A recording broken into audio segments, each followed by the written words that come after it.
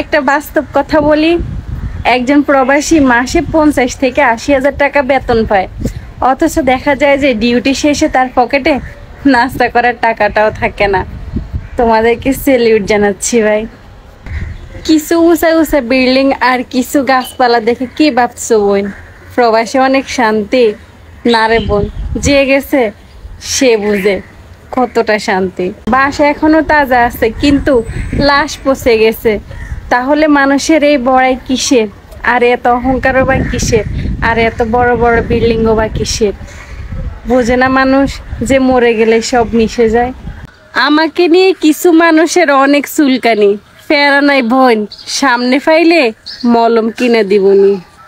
Current চলে গেলে নিজেকে খুব অসহায় অসহায় মনে হয়, কারণ ভাই আমি ওয়াইফাই ইউজার।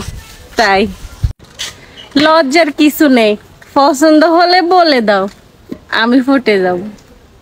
সিঙ্গেলদের আজকে হাজিরা খাতা খুলছি, দয়া করে দেখি কে কে সিঙ্গেল আছো, হাজিরা দিয়ে দাও।